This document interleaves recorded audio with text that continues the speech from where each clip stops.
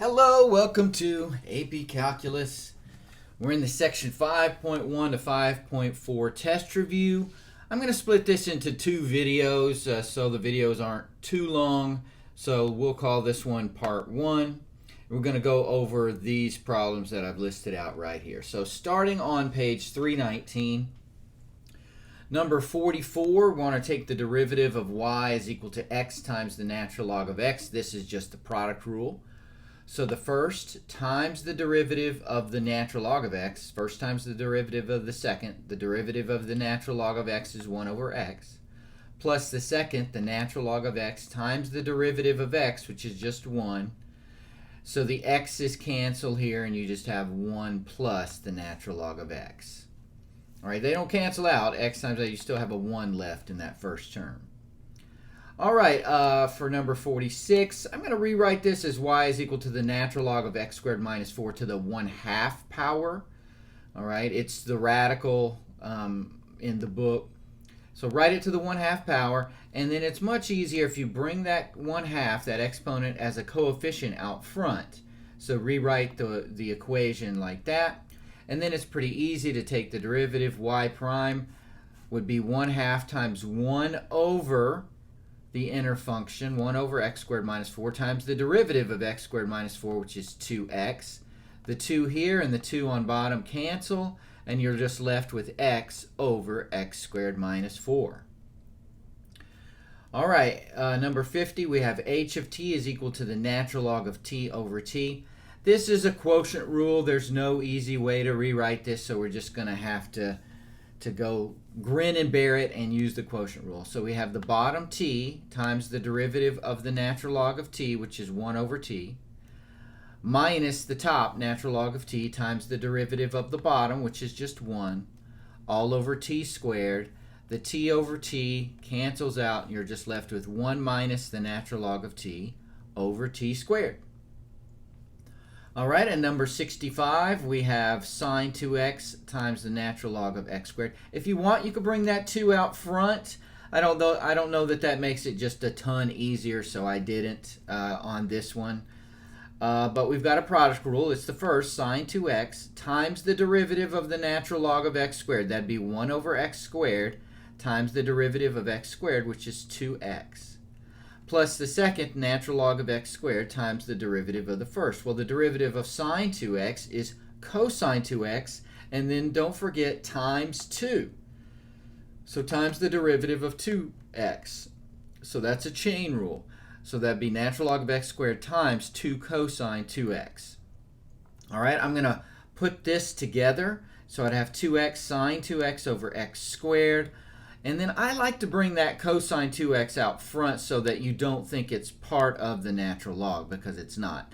So we'd have 2 cosine 2x times the natural log of x squared. You can cancel an x out here. So this x here, not this x, not the angle, but this x here and this x squared, you can cancel that. And I would want you to do that on the test. So you end up with 2 sine 2x over x plus 2 cosine 2x times the natural log of x squared. All right, that does it for page 319. We'll move on to page 402. Do those, and then I'll make a second video for the second half of the test review.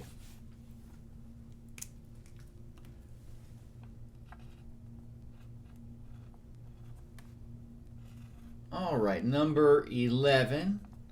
So number 11, we're taking the derivative, and we have g of x is equal to the natural log of the square root of x.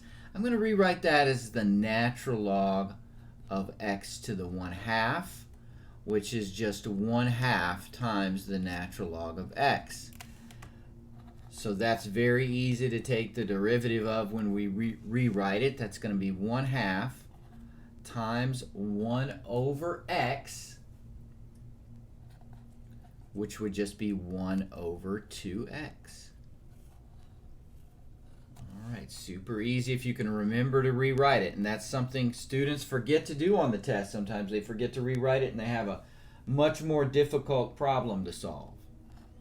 All right, 13, we have f of x is equal to x times the square root of the natural log of x. Let's rewrite that as x times the natural log of x to the 1/2. Now be careful. You can't bring that 1/2 out front. It's not part of what you're taking the natural log of. All right, and this is something that students, I've had to work this problem many times for my students because they bring that 1/2 out front. But you can here because it's the natural log of x to the 1/2, but this is the entire thing to the 1/2 power. Okay, so this is a product rule. F prime of x is equal to the first, x, times the derivative of the second, that would be 1/2, times the natural log of x to the minus 1/2, times the derivative of the inner function, the natural log of x, so that would be times 1 over x. So that's kind of a complicated first part. First times the derivative of the second, plus the second, the natural log of x to the 1/2, times the derivative of x, which is 1. All right, so let's clean this up. This x and this x will cancel. So I end up with 1 over 2 times the square root of the natural log of x. We're going to bring that natural log of x to the negative 1/2. On the bottom, I'm going to go ahead and put the radical in there and make it a little nicer. Plus the square root of the natural log of x. Now that's enough simplification for me. The book will find a common denominator and put them together in one fraction. I'm not going to make you do that on the test. Okay, let's look at number 19. That's enough. I just want you to make the exponent not negative and to cancel out things like this x over x. All right, number 19 we're going to integrate 1 over 7x minus 2 dx. So this is going to be a u substitution. So you kind of have to recognize that. If we let u be 7x minus 2, then du is just 7 dx.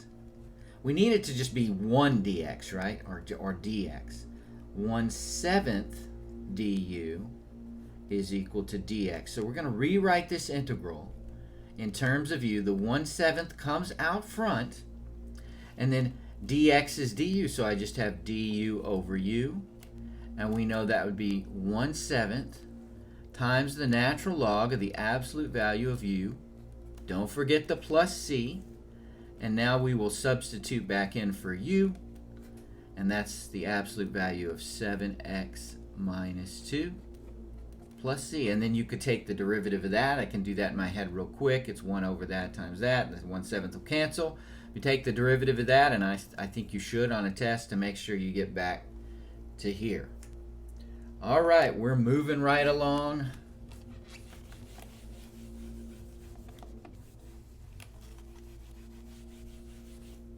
Go to number 20.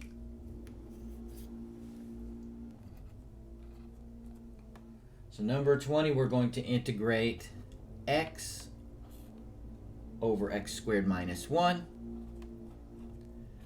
So you can look at this and recognize that, hey, if I take the derivative of x squared minus 1, that's sitting out in the problem. That's 2x dx. Well, all we need it to be is x dx. So that's kind of how you recognize that this is a u substitution when the derivative of something is sitting right in the problem. So u is x squared minus 1. Du would be 2x dx. I need it to just be x dx, right? So 1/2 du is x dx. So let's rewrite this as 1/2, and then we would have du over u. So a lot of them end up as du over u because we know how to integrate that, right?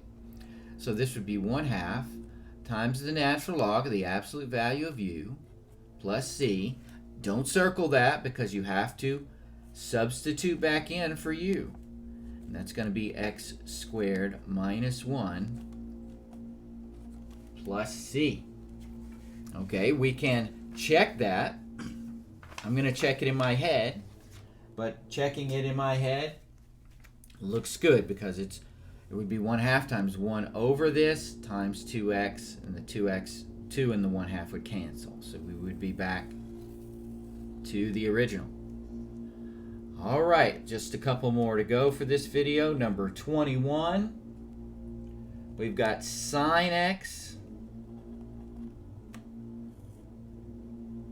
over 1 plus cosine x.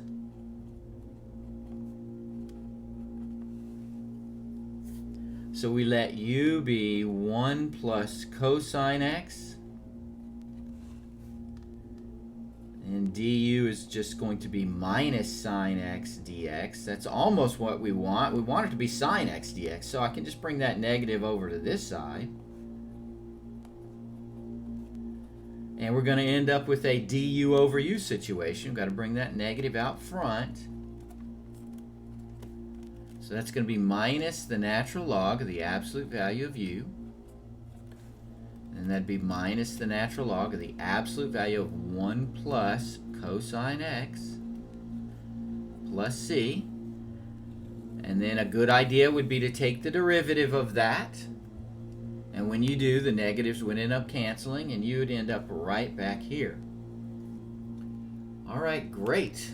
So I hope you're not even having to watch this video because you aced that, number 21. But if not, the video's here for you. Got one more. Let's do number 22. So 22, we have the natural log of the square root of x over x dx. Now this one's kind of tricky. I worked this one a lot of times. So what you want to do is, let's call this the natural log of x to the 1/2 over x dx. And then I can bring that 1/2 out front.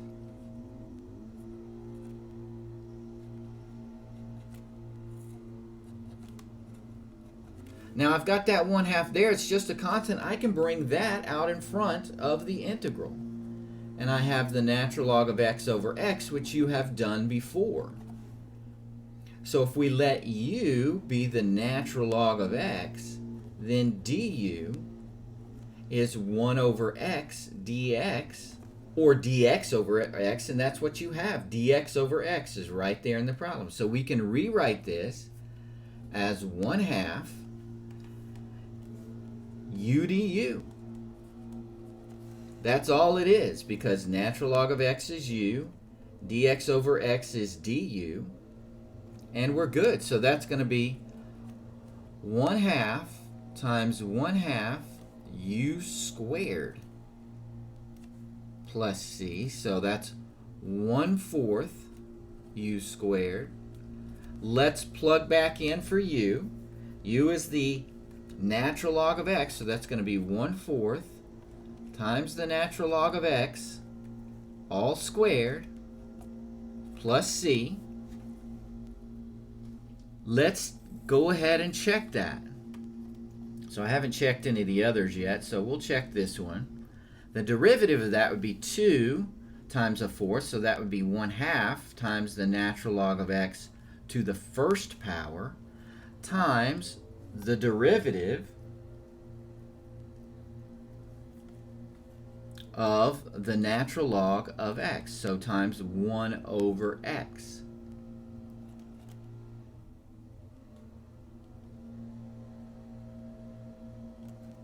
All right, and then that's going to be 1/2 times the natural log of x over x. Now you're saying, hey, wait a second, that's not this.